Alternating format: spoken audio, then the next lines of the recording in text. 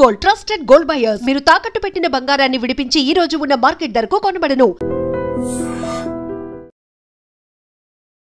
నమస్కారం, welcome to I dream ధర్మ మార్గం విత్ విజిత కార్యక్రమానికి స్వాగతం.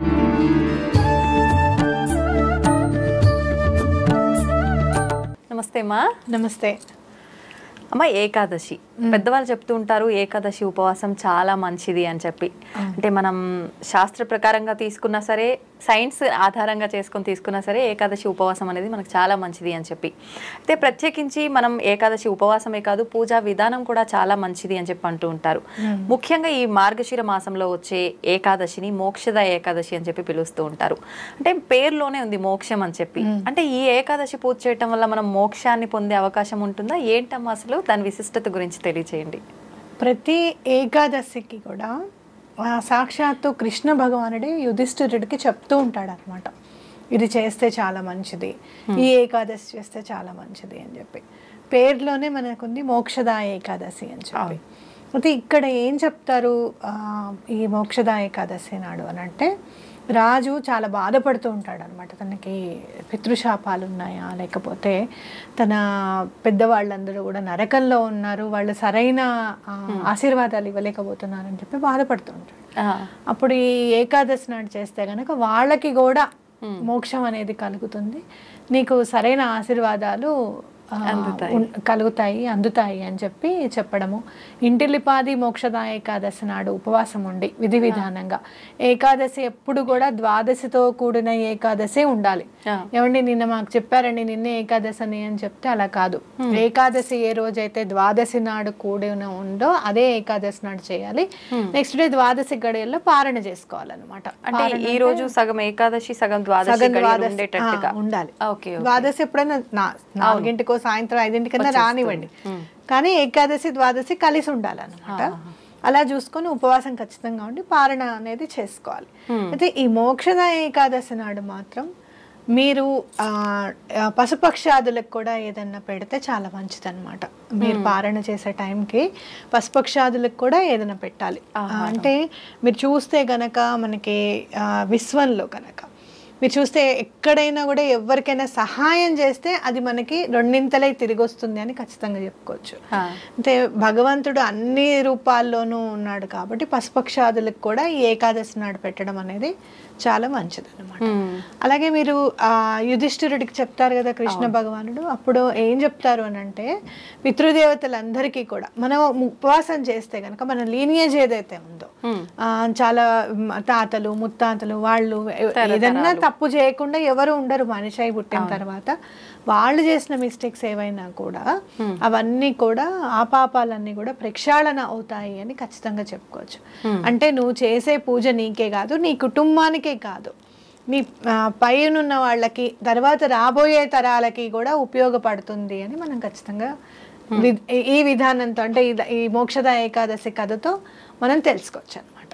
అది మరి ఏ రకంగా ఉండాలమ్మా రోజు పూజ చేసే విధానం? కానీ ప్రత్యేకించి ఏకాదశి రోజు ఎటువంటి ఆరాధన, అంటే ఏ భగవంతుడికి ఆరాధన చేయాల్సి ఉంటుంది? మనకి విష్ణుమూర్తికి సంబంధించింది ఏకాదశి పూజ కాబట్టి విష్ణుమూర్తిని అలాగే లక్ష్మీ అమ్మవారిని ఇద్దరిని కూడా చక్కగా పూజించుకొని, ఆ రోజు ఉపవాసం అనేది, అన్నం అనేది అసలు తినకూడదు.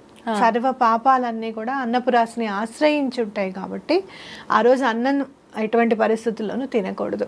లేదండి మాకు కొంచెం ఇబ్బందిగా ఉంటుంది, మేము అసలు ఉపవాసం పూర్తిగా ఉండలేము అని అనుకుంటే గనక అన్నానికి సంబంధించింది ఏది తినకుండా మిగతావి ఏమన్నా పాలు కానీ పళ్ళు కానీ అట్లాంటివి ఏమైనా కూడా తీసుకోవచ్చు అనమాట. అలాగే నెక్స్ట్ డే ద్వాదశి టైం చూసుకొని పారణ చేయాల్సి ఉంటుంది. పారణ చేసేటప్పుడు తప్పకుండా గుడికి వెళ్ళడము, అందులో మార్గశిర మాసం వచ్చే ఏకాదశి కాబట్టి తప్పకుండా గుడికి వెళ్ళడము, అక్కడ భగవంతుడికి కొంచెం ఏదైనా సమర్పించడం, అక్కడ పశుపక్షాదులకు అనుకున్నాం కదా బయట ఉన్న వాళ్ళకి యాచకులకి ఏమన్నా ఇవ్వడము, అలాగే అక్కడ ఉన్న ఇప్పుడు మీరు చూసే స్ట్రీట్ డాగ్స్ కానివ్వండి ఇంకేమైనా కానివ్వండి అలా చేయడము, అలాగే ఇంటి బయట కూడా పక్షులకి అని చెప్పి కొంచెం బియ్యపు గింజలు కానివ్వండి ధాన్యపు రాశిని ఒక దాంట్లో పెట్టడం, ఇలాంటివన్నీ చేసుకొని పారణ చేసుకుంటే చాలా మంచిది అనమాట. మోక్షము అంటే ఏంటి, అసలు మళ్ళీ అసలు పుట్టుక అనేది లేకుండా ఉండడం అనమాట. అది ఒక్కొక్కసారి ఎలా అంటే ఇది చేస్తేనే మనకి వచ్చేస్తుందా మోక్షం అని అనుకుంటే ఒక్కొక్కసారి ఏమవుతుందంటే నువ్వు ఏ పూజ చేయకపోయినా అనుకోకుండా ఒక గురువు గారి అనుగ్రహం నీకు కలిగిందనుకో, ఆయనే నీ మోక్షానికి దారి చూపిస్తారు. మోక్షము అని అంటే ఫస్ట్ కంచి పరమాచారి గారు గుర్తుకొస్తారు. ఆయన ఒక ఊరికి వెళ్తారనమాట. ఊరికి వెళ్ళినప్పుడు బిల్వ దళాలు కావాల్సి వస్తుంది. ఎలా ఇక్కడ ఊరు చాలా అంటే ఏమి ఉండవు అనమాట. బిల్వ దళాలు ఎవరు తెచ్చిస్తారు మనకి అని అనుకుంటుంటే రోజు బిల్వ దళాలు బుట్టలో ఉంటూ ఉంటాయి. ఎవరు తెస్తున్నారు ఈ బిల్వ దళాలు అని చెప్పి ఒకరోజు కాపు కాస్తాడనమాట. పరివారం అంతా వెళ్తుంది కదా స్వామివారితో. కాపు కాస్తే ఆ చిన్న పిల్లవాడిని పట్టుకుంటాడు ఆ బిల్వ దళాలు. నువ్వా బిల్వ దళాలు ఇచ్చేదంటే వాడు పాపం భయపడతాడు అనమాట. 12 ఏళ్ళు 13 ఏళ్ళు ఉంటాయి. అయితే ఆ పరమాచారి గారి దగ్గర తీసుకొస్తే నువ్వు తీసుకొస్తున్నావు బిల్వ దళాలు, నీకు ఎలా తెలుసు ఇది బిల్వ దళాల చెట్టు అని నీకు ఎలా తెలుసు, ఇవి ఎక్కడ దొరుకుతున్నాయి, ఆ చెట్టు అక్కడ ఉంది, అదే బిల్వ దళాల చెట్టు అని నీకు ఎలా తెలుసు అని పరమాచారి గారు అడిగితే నాకు అన్నీ మా నాన్న నేర్పించారు. చిన్నప్పుడే మా అమ్మ పోయింది, మా నాన్నే నాకు అన్నీ అవి నేర్పించారు. ఆయన సంగీతం కూడా నేర్పించారు నాకు. ఈ మధ్య ఆయన కూడా పోయాడు అని చెప్తాడు. పాపం సరేలే అని పాట పాడు అంటే పాట కూడా పాడతాడు. తర్వాత ఆయన అడుగుతారు నీకేం కావాలి మరి ఇంత చేస్తున్నావు కదా అంటే ఆ చిన్నపిల్లవాడు ఏమడుగుతాడు తెలుసా, నాకు మోక్షం కావాలి అని అడుగుతాడు. అసలు వాడికి ఏం తెలుసు అని ఆ ఏజ్ లో అని అడుగుతున్నాడు. తల్లుల పెంపకం. ఆయన సంగీతంతో భగవంతుడిని ఎలా ఆరాధించాలి, ఎలా పూజించాలని చెప్పుకుంటూ వచ్చాడు కదా, ఆ పెంపకం అన్నమాట. అయితే సరే అని అంటారు స్వామివారు. ఓకే అని అంటారు. అతనికి ఏం కావాలో అది చూడండి అని చెప్తారు. కొన్నాళ్ళు అయిన తర్వాత అతనికి 50 సంవత్సరాలు ఎంత వచ్చి ఉంటాయి అనమాట. ఈ పరమాచారి గారు కూర్చొని ఆయన ఎక్కడైతే స్నానం చేస్తూ ఉంటారో ఆ కొలంలో 6 సార్లు మునుగుతారు స్పీడ్గా. 6 సార్లు మునిగితే ఆ పక్కన ఉన్న వాళ్ళకి డౌట్ వస్తుంది, ఏంటి ఇలా చేస్తున్నారు స్వామివారు అని చెప్పి బయటకు వచ్చిన తర్వాత ఎందుకు అలా చేస్తారు అని అడుగుతారు. పరివారం అడుగుతారు. అడుగుతున్నప్పుడు ఆయన చెప్తారు, మనం బలానా ఊరికి వెళ్ళాం కదా, ఆ చిన్న పిల్లవాడు మోక్షం కావాలన్నాడు కదా, వాడు పరమపదించాడు, వాడికి ఇంకా 6 జన్మలు ఉన్నాయి, కామాక్షిని అడిగాను మోక్షం ఇమ్మని అని అంటారు. చూడు అంటే మనం అనుకుంటాం ఏమిటి ఒక్క ఏకాదశి నాడు చేసేస్తే మోక్షమా అనుకుంటాం. బిల్వదళాలు తెచ్చిచ్చినందుకు పరమాచార్య గారి అంతటి జగద్గురువులు మోక్షాన్ని ఆ అబ్బాయికి వచ్చేటట్టుగా చేశారు, కోరుకున్నా కదా. అంటే ఏంటంటే మనం ఒక్కనాడు చేసిన మనస్ఫూర్తిగా కనుక చేస్తుంటే భగవంతుడికి తప్పకుండా ఎటువంటి పరిస్థితుల్లోనూ ఆ పని అయ్యేటట్టుగా భగవంతుడు సహకరిస్తాడు, విశ్వం కూడా సహకరిస్తుంది అని చెప్పుకోవచ్చు. అందుకే పశుపక్షాదులకు కూడా ఖచ్చితంగా మోక్షదా ఏకాదశి నాడే నువ్వు పశుపక్షాదులకు ఎందుకు పెట్టాలని అన్నారు అంటే నువ్వు ఎక్కడైతే యూనివర్స్కి హెల్ప్ చేస్తూ ఉన్నావు, ఎక్కడైతే నువ్వు ఇవి కూడా నాతో పాటు సమానం అనుకుని వాటికి సహాయం చేయాలని చెప్పి ఉపక్రమించావో అప్పుడే విశ్వం కూడా నీకు హెల్ప్ చేయడానికి ప్రయత్నం చేస్తుంది అనేది. నువ్వు ఏదైతే ఇస్తావో అదే నీకు వస్తుంది, అంతే కదా. కాబట్టి అది నీకు 2 కాదు 10 వస్తుంది. అలాంటిది ఇంకా ఇలాంటి మంచి రోజులప్పుడు, ఇలాంటి మంచి తిథులప్పుడు ఇంకా కలిసి వస్తుంది అని ఖచ్చితంగా చెప్పుకోవచ్చు. అయితే ప్రత్యేకించి మనం ఏదైనా ఉపవాసాలు ఉన్న రోజు, ప్రత్యేకమైన ఇలాంటి పండగల రోజు, పర్వదినాల రోజు దాన ధర్మాలు కూడా ఎక్కువగా చేయాలంటుంటారు కదమ్మా. అలా ఈ ఏకాదశి రోజు మనం ఏమైనా దాన ధర్మాలు చేయాల్సింది ఉందంటారా? ఇలాంటి ధర్మ సందేహం నాకు మొన్న ఏకాదశికి వచ్చింది. అవునా?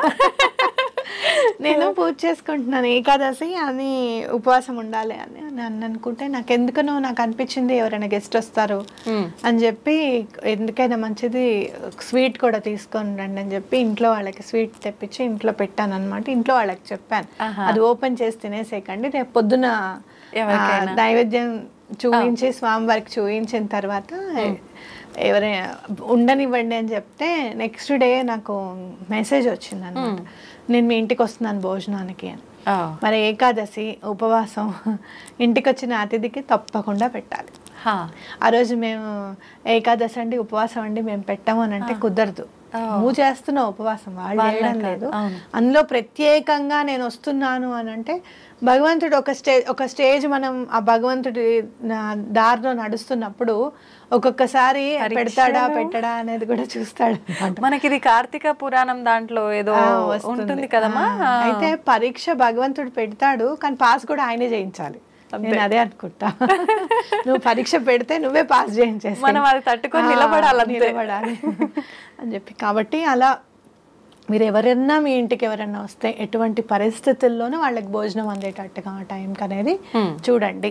ఉపవాసం ఉంటున్నాము, అయ్యో మేము వాళ్ళు ఉపవాసం అని అంటే వాళ్ళు కూడా తినడానికి ఇబ్బంది పడతారు. అలాంటిది ఏది లేకుండా ముందు వాళ్ళకి భోజనం ఏర్పాటు చేయడం అనేది చాలా ఇంపార్టెంట్. అలాగే మనకి ఒంట్లో బాగాలేదు, మనం ఉండలేం, అలాంటి పరిస్థితుల్లో ఎటువంటి పరిస్థితుల్లోనూ లోపల జీవిని ఇబ్బంది పెట్టి మాత్రం ఉపవాసం ఉండకూడదు అనేది కూడా ఖచ్చితంగా మనం గుర్తుపెట్టుకోవాలన్నమాట. కాబట్టి ఏమైనా టాబ్లెట్స్ వేసుకోవాలన్నా, లేకపోతే డయాబెటీస్ ఉందండి మేము చేయలేమన్న వాళ్ళైనా, అన్నిటికంటే కూడా 2 చేతులు ఎత్తి స్వామికి దండం పెట్టడం అనేది చాలా ఇంపార్టెంట్.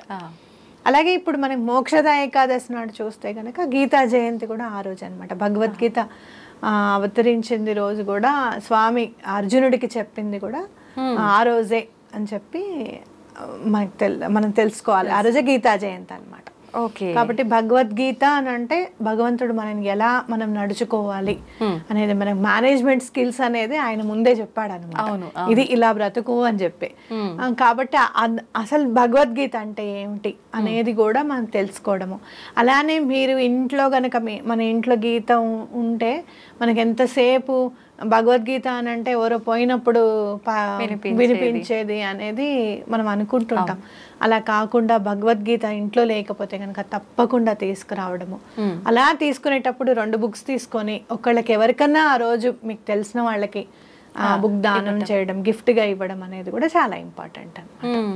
అలాగే మీరు ఇంకోటి చూసుకుంటే కనుక గీతలో అసలు ఏం చెప్పారు, అసలు ఏంటి అనేది కూడా ఒక్కసారి అసలు గీతా సారాంశం అని ఉంటుంది బుక్లో ఉంటుంది. గీతా సారాంశం అని ఒక పేజ్లో రాసి ఉంటారు. తప్పకుండా ఎవరిది కొనాలి, ఎవరిది ప్రామాణికము అని అనుకుంటే గీతా ప్రెస్ గోరఖ్పూర్ వాళ్ళది కొనుక్కుంటే మనం అసలు కొనగలమా అనే పరిస్థితి. అంటే అయ్యో ఇంతేనా, ఈ మాత్రానికైనా మనం అసలు ఇన్నాళ్ళు వెయిట్ చేసింది అన్నట్టు ఉంటుంది అనమాట వాళ్ళ ప్రైజ్. ఓకే, కాబట్టి అలా మనం చూసుకొని గీతా సారాంశం ఏంటి అసలు అని తెలుసుకొని ఒక్కొక్క శ్లోకం చదువుకోవడం, ఒక అర్థం తెలుసుకోవడం. అలా నెమ్మదిగా మనం పిల్లలతో చెప్పి నీకు ఇదేం అర్థమైంది, దీన్ని బట్టి నీకు ఈ తాత్పర్యంతో నువ్వు ఎలా చెప్పాలనుకుంటున్నావు అని గనక మనం ఎవ్రీ సండే పిల్లలతో కూర్చొని మాట్లాడితే వాళ్ళ స్కిల్స్ కూడా పెరుగుతాయి. అంటే ఒకటి ఏదైనా అర్థం చేసుకోవడం అంటే మీరు ఒకలాగా అర్థం చేసుకోవచ్చు, నేను ఒకలాగా అర్థం చేసుకోవచ్చు. ఇది ఇలా కదా, ఇది ఇలా కదా అని చెప్పి మాట్లాడుకుంటే ఇంట్లో మామూలుగా భగవంతుడి గురించి మాట్లాడుకుంటుంటే, ఇలా మంచి పుస్తకాల గురించి మాట్లాడుకుంటుంటే అందరికీ కూడా ప్రేమాశయాలు కూడా పెరుగుతాయి. అమ్మ నేను ఇవాళ చెప్పాలనుకుంటున్నాను, నాకు ఇది ఐడియా వచ్చింది, అప్పుడు మొన్న చదువుకున్న నాకు ఇవాళ క్లాస్లో ఇదే సిచ్యుయేషన్ ఎదురైంది, నేను వెంటనే ఆన్సర్ చేయగలిగాను అని చెప్తారన్నమాట. ఇప్పుడు ప్రతి కుటుంబంలో మిస్ అయింది అన్యోన్యత. నలుగురు కూర్చుంటే నలుగురం చక్కగా మొబైల్ చూసుకుంటూ కూర్చుంటాం. నిన్న కూడా మా ఇంట్లో మా వారు తిట్టారు, నేను ఎడిపోతున్నాను పైకి అని చెప్పి పైకి వెళ్ళిపోయారు. నువ్వు నీ మొబైల్ చూసుకుంటున్నావు, పిల్లలు చూసుకుంటున్నావు, నేను ఎందుకు మరి ఇప్పుడు ఇంకా అంటే పరిస్థితులు అట్లా ఉంటాయి. ఒక్కొక్కసారి నేను క్లయింట్స్తో మాట్లాడచ్చు, వాళ్ళు సండే కదా ఆడుకుందాం అని అనుకోవచ్చు, కానీ తెలియకుండానే మిస్టేక్ చేస్తుంటాం. లేదు అందరం పక్కకు పెట్టేస్తాం, ప్లీజ్ వచ్చి కూర్చొని మాట్లాడండి అని చెప్పి అడిగిన సందర్భం అనమాట.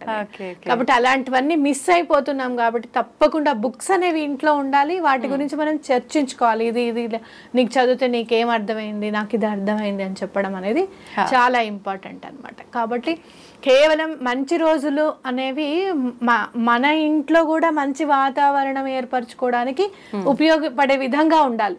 ఏదో మనం పూజ చేసుకుంటున్నాం కదా, ఇవాళ ఉపవాసం ఉన్నాం కదా, రేపు పారణ చేసేసాం కదా అని డ్యూటీ లాగా కాకుండా, అరే ఇవాళ గీతా జయంతి కదా, ఇవాళ మనం ఏం చదువుకున్నాం, గీత గురించి మన పిల్లలకి ఏం తెలుసు అసలు అనేది చాలా ఇంపార్టెంట్, ముఖ్యం. మనం తెలుసుకోవాలి, ఆచరణలో పెట్టాలి కూడా.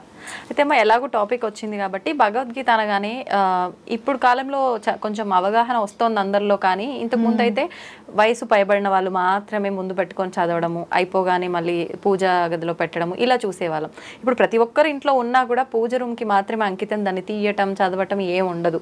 అయితే చదవాలంటే నియమాలు ఎక్కువగా పాటించాలని చెప్పి, ఆ వయసు వారు మాత్రమే చదవాలని చెప్పి రకరకాలుగా ఉంటుంది. నిజంగా వయసుకు పరిమితం ఉందంటారా? లేదు, చిన్నప్పటి నుంచే చదవాలి. నన్ను అడిగితే చిన్నప్పటి నుంచి భగవద్గీత చదవాలి. ఎందుకనంటే మీరు చూస్తే కనుక అదర్ కంట్రీస్లో అసలు ఖచ్చితంగా భగవద్గీత అనేది చాలా ఇంపార్టెంట్, అది ఒక లెసన్గా కూడా చెప్పడం అనేది మనం చూస్తూ ఉంటాము.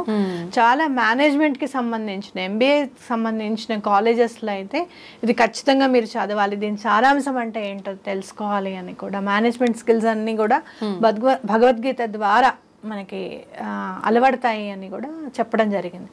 మనం ఎప్పుడు కూడా అవతల వాళ్ళు చెప్పిన తర్వాత నేర్చుకోవడం అనేది కొన్నాళ్ళుగా అలవాటు అయిపోయింది మనకి. అంటే దైనందిన జీవితాల్లో మీరు చూస్తే కనుక స్వాతంత్రం తర్వాత మళ్ళీ సెటిల్ అవ్వడము, మా ఫాదర్ వాళ్ళు వచ్చేటప్పటికి కాస్త ఉద్యోగాల్లో సెటిల్ అయ్యి పర్వాలేదు ఎర్న్ చేసుకుంటున్నారు అనడం, వాళ్ళ అర్నింగ్ లోనే పడిపోవడం, మా పేరెంట్స్ అర్నింగ్ లోనే పడిపోవడము, అది కాదు ముందు బ్రతకాలి అని అంటే ముందు నువ్వు చదవాలిరా, ఈ చదువులు కాదు అని చెప్పి పక్కన పెట్టడం, ఇవన్నీ కూడా వీటి వల్ల అలవడినవి. అంటే మనం ఏదో వదిలేద్దాము అది మనకి పనికిరానివని కాదు, సమయం అట్లా చేసింది అని ఖచ్చితంగా చెప్పవచ్చు. కానీ ఇప్పుడు మాత్రం అలా కాదు, అవి కూడా ఇంపార్టెంట్ అనేది మన పిల్లలకి మనం తెలియజెప్పాలి. అందులో మా పేరెంట్స్ వచ్చేటప్పటికైతే నావెల్స్ చాలా, అసలు ఇప్పుడు సీరియల్స్ ఎలాగో అప్పుడు నావెల్స్ అన్నమాట.